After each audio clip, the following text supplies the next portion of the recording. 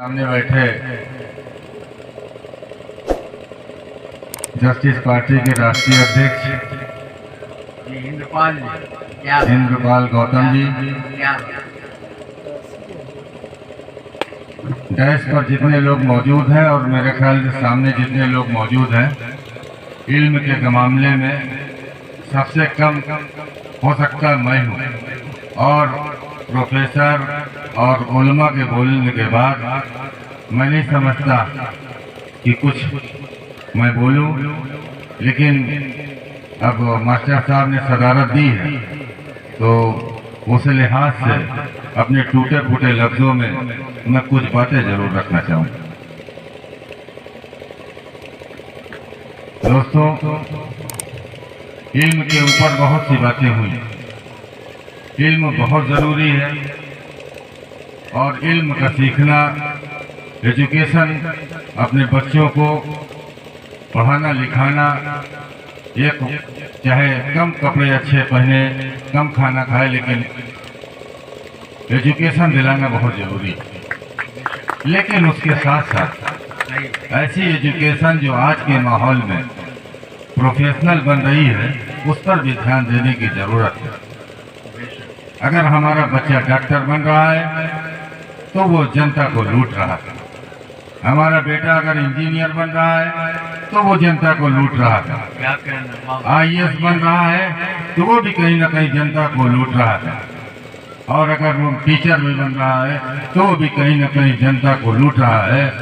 ऐसी एजुकेशन को रोकने के लिए एकमात्र रास्ता है जो मेरी समझ में आता है, वो धर्म है, मजहब है।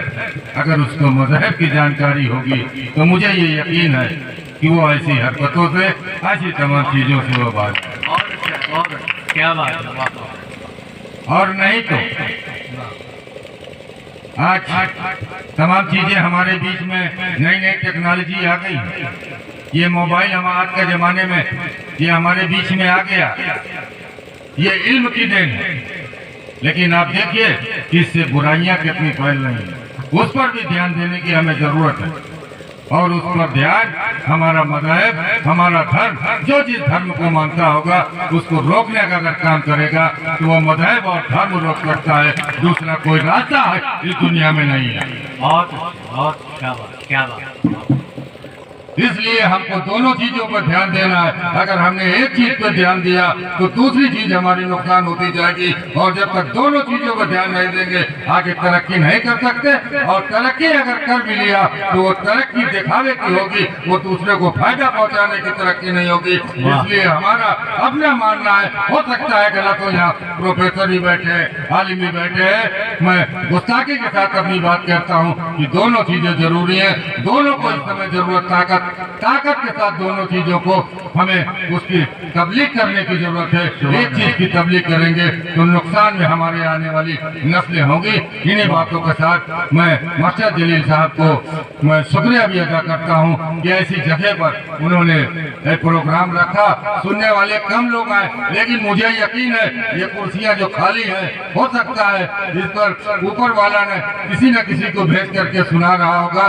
ये कुर्सियां खाली मत समझिएगा। ये कुर्सी वो बैठ करके ये जो आवाज हम सब की, जो बड़े बड़े उलमाओं की यहाँ से और बड़े बड़े दानिश्वरों की जो आवाज निकली है, वो इसका फायदा आज नहीं कल उसको कहीं ना कहीं समझ में आएगा, नजर आएगा। मास्टर साहब, इससे मायूस मत होना। मायूसी से कभी आदमी तरक्की नहीं कर सकता। रिजल्ट की परवाह न करना। जो रास्ता आपने अपनाया है वो रास्ता आगे खैर का रास्ता है। बस इस चीज को हम सबको ध्यान रखना है कि हमको दोनों चीजों पर मेहनत करना है। मास्टर साहब, इन्हीं बातों के साथ मैं अपनी बात को समाप्त करता हूँ। खुदा हाफिज।